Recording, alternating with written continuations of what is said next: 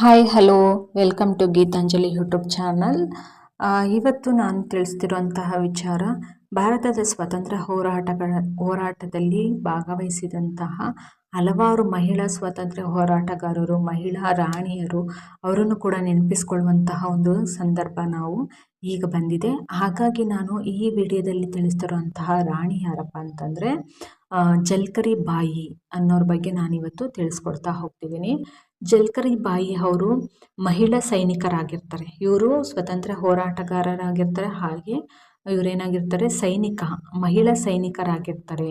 ಇವರು 1857ರ ಭಾರತೀಯ ದಂಗೆಯಲ್ಲಿ ಪ್ರಮುಖ ಪಾತ್ರವನ್ನು ವಹಿಸ್ತಾರೆ. ಯಾರು? ಜಲ್ಕರಿ ಬಾಯಿ. ಇವರು ಝಾನ್ಸಿಯ ರಾಣಿ ಲಕ್ಷ್ಮೀಬಾಯಿಯ ಮಹಿಳಾ ಸೈನ್ಯದಲ್ಲಿ ಸೇವೆಯನ್ನು ಸಲ್ಲಿಸಿರ್ತಾರೆ. ಅಂದರೆ ಝಾನ್ಸಿ ರಾಣಿ ಲಕ್ಷ್ಮೀಬಾಯಿಯವರ ಮಹಿಳಾ ಸೈನ್ಯದ ಸೇವೆಯನ್ನು ಸಲ್ಲಿಸಿದವರು ಯಾರು ಅಂದರೆ ಜಲ್ಕರಿ ಬಾಯಿ. ಇವರು ಅಂತಿಮವಾಗಿ ಝಾನ್ಸಿ ರಾಣಿಗೆ ಪ್ರಮುಖ ಸಲಹೆಗಾರರ ಸ್ಥಾನಕ್ಕೆ ಏರಿದಂಥವರು.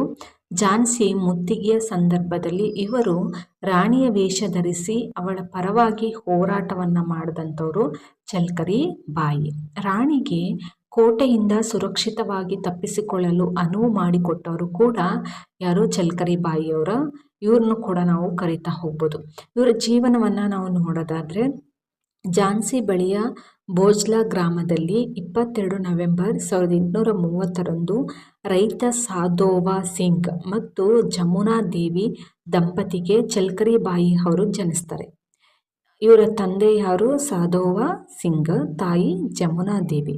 ಇವರಿಬ್ಬರಿಗೂ ದಂಪತಿ ಆಗಿರ್ತಾರೆ. ಇವರ ದಂಪತಿಗೆ ಜಲ್ಕರಿ ಬಾಯಿ ಅವರು ಜನಿಸ್ತಾರೆ. ಯೌವನದ ವಯಸ್ಸಿನಲ್ಲಿರುವ ಇವರ ಮೇಲೆ ಹುಲಿ ದಾಳಿ ಮಾಡಿದಾಗ ಅದನ್ನು ನಿಂತು ನೆಲದಲ್ಲಿಯೇ ಕೊಡಲಿಯಿಂದ ಕೊಂತಾರೆ. ಯಾರು? ಜಲ್ಕರಿ ಬಾಯಿ ಅವರು. ಇವರು ಒಮ್ಮೆ ಕಾಡಿನಲ್ಲಿ ಚಿರತೆಯನ್ನು ದನಗಳು ಮೇಯಿಸಲು ಬಳಸುತ್ತಿದ್ದಂತಹ ಕೋಲಿನಿಂದ ಕೊಂದಿದ್ದರು ಎಂದು ವರದಿಯಾಗಿದೆ.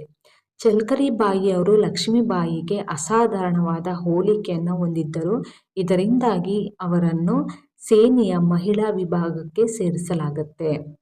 ಹೀಗೆ ಇವರ ಸೇನಾ ಸೇವೆ ಹೇಗಿತ್ತು ಜಲ್ಕರಿ ಬಾಯಿ ಅವ್ರದ್ದು ಅನ್ನೋದನ್ನ ನಾವು ಇವತ್ತು ತಿಳ್ಕೊಳ್ತಾ ಹೋಗೋಣ. ರಾಣಿಯ ಸೈನ್ಯದಲ್ಲಿ ಅಂದರೆ ಝಾನ್ಸಿ ರಾಣಿ ಲಕ್ಷ್ಮೀಬಾಯಿ ರಾಣಿಯ ಸೈನ್ಯದಲ್ಲಿ ಇವರು ಶೀಘ್ರವಾಗಿ ಉನ್ನತ ದರ್ಜೆಯನ್ನು ಏರಿದರು. ತಮ್ಮದೇ ಆದ ಸೈನ್ಯದಲ್ಲಿ ಆಜ್ಞಾಪಿಸಲು ಪ್ರಾರಂಭಿಸ್ತಾರೆ.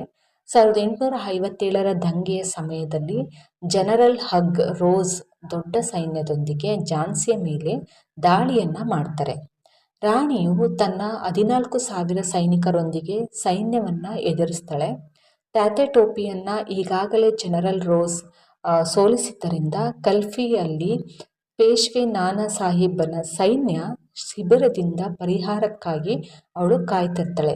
ಈ ನಡುವೆ ಕೋಟೆಯ ಒಂದು ದ್ವಾರದ ಉಸ್ತುವಾರಿ ತೆಗೆದುಕೊಂಡಿದ್ದಂತಹ ಠಾಕೂರ್ ಸಮುದಾಯದ ದುಲ್ಹಾಜಿ ದಾಳಿಕೋರರೊಂದಿಗೆ ಒಪ್ಪಂದವನ್ನು ಮಾಡಿಕೊಂಡು ಬ್ರಿಟಿಷ್ ಪಡೆಗಳಿಗೆ ಝಾನ್ಸಿಯ ಬಾಗಿಲುಗಳನ್ನು ತೆರೀತಾರೆ. ಬ್ರಿಟಿಷರು ಕೋಟೆಯನ್ನು ಧಾವಿಸಿದಾಗ ಲಕ್ಷ್ಮೀಬಾಯಿ ತನ್ನ ಆಸ್ಥಾನದ ಸಲಹೆ ಮೇರೆಗೆ ತನ್ನ ಮಗ ಮತ್ತು ಪರಿಚಾರಕರೊಂದಿಗೆ ಕಲ್ಫಿಗೆ ಬಂಡೇರಿ ದ್ವಾರದ ಮೂಲಕ ತಪ್ಪಿಸಿಕೊಂಡಳು.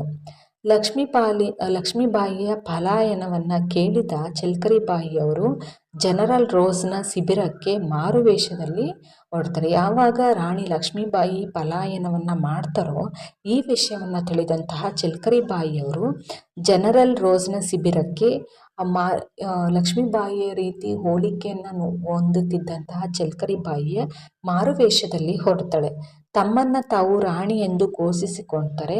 ಇದು ಇಡೀ ದಿನ ಗೊಂದಲಕ್ಕೆ ಕಾರಣವಾಗುತ್ತೆ. ರಾಣಿಯ ಸೈನ್ಯಕ್ಕೆ ಹೊಸ ಪ್ರಯೋಜನವನ್ನು ನೀಡುತ್ತೆ.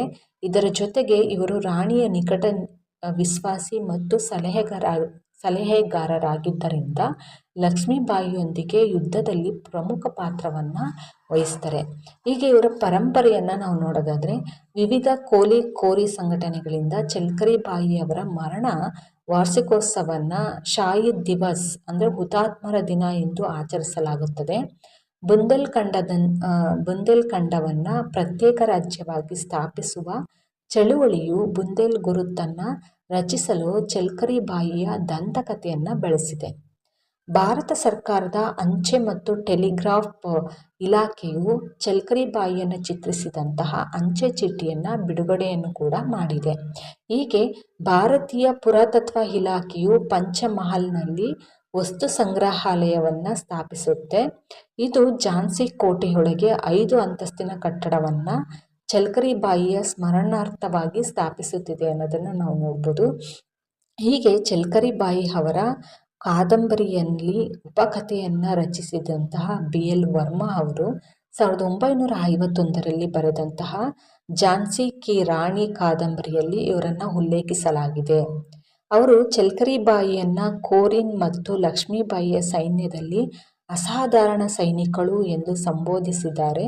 ಹಾಗೆ ಅದೇ ವರ್ಷದಲ್ಲಿ ಪ್ರಕಟವಾದಂತಹ ರಾಮಚಂದ್ರ ಎರಾನ್ ಬುಂದೇಲಿ ಕಾದಂಬರಿ ಮಾತಿ ಇವರನ್ನು ಶೌರ್ಯ ಮತ್ತು ವೀರ ಹುತಾತ್ಮ ಎಂದು ಕೂಡ ಚಿತ್ರಿಸಿರುವಂಥದ್ದನ್ನ ನಾವು ಕಾಣಬಹುದು.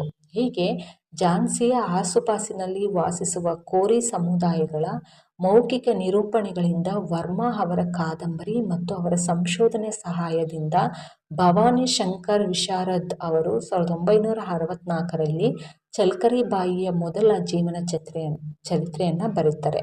ಹೀಗೆ ಚಲ್ಕರಿ ಬಾಯಿಯ ಕಥೆಯನ್ನು ಹೇಳುವ ಲೇಖಕರು ಇವುಗಳನ್ನು ಲಕ್ಷ್ಮೀಬಾಯಿಯ ಸಮಾನ ಸ್ಥಾನದಲ್ಲಿ ಇರಿಸಲು ಪ್ರಯತ್ನಗಳನ್ನು ನಡೆದಿವೆ ಅನ್ನೋದನ್ನು ತಿಳಿಸುತ್ತೆ.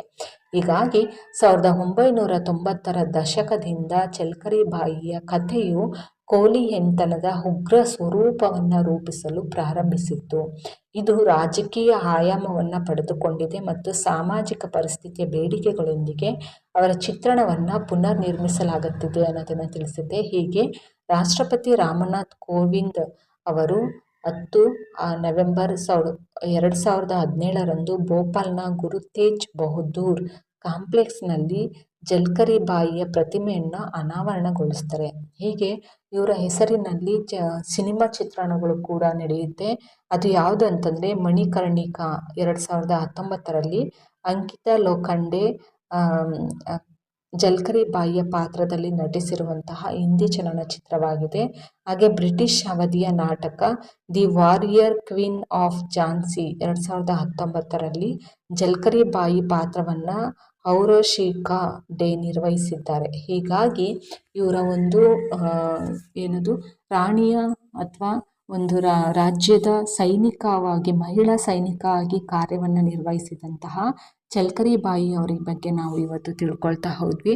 ಅವರ ಒಂದು ವೀರ ಹೋರಾಟವನ್ನು ನಾವು ನೆನಪಿಸ್ಕೊಳ್ಳೋದಾದರೆ ಬ್ರಿಟಿಷರ ವಿರುದ್ಧ ಯಾವ ರೀತಿ ಹೋರಾಟವನ್ನು ಮಾಡ್ತಾರೆ, ಹಾಗೆ ಝಾನ್ಸಿ ರಾಣಿ ಲಕ್ಷ್ಮೀಬಾಯಿ ಅವರ ಮಹಿಳಾ ಸೈನಿಕರಾಗಿದ್ದಂತಹ ಚಲ್ಕರಿ ಬಾಯಿಯವರ ಬಗ್ಗೆ ನಾವು ಈ ಒಂದು ಸಂದರ್ಭದಲ್ಲಿ ಅಂದರೆ ಸ್ವಾತಂತ್ರ್ಯ ಹೋರಾಟವನ್ನು ಮಾಡಿದಂತಹ ಸಂದರ್ಭದಲ್ಲಿ ಹಾಗೂ ನಮಗೆ ಆಗಸ್ಟ್ 15 ಅಂದರೆ ಆಗಸ್ಟ್ 15ರಂದು ಸ್ವಾತಂತ್ರ್ಯ ಬಂದಿರುತ್ತೆ. ಆ ಒಂದು ನೆನಪಲ್ಲಿ ನಾವು ಇವರೆಲ್ಲರೂ ಕೂಡ ವೀರ ಮಹಿಳೆಯರನ್ನು ವೀರ ವನಿತೆಯರನ್ನು ನಾವು ನೆನಪಿಸ್ಕೊಂಡು ಅವರಿಗೆ ಒಂದು ನಮನವನ್ನು ಸಲ್ಲಿಸುತ್ತಾ ಈ ಒಂದು ವಿಡಿಯೋವನ್ನು ಮಾಡ್ತಿದ್ದೀನಿ.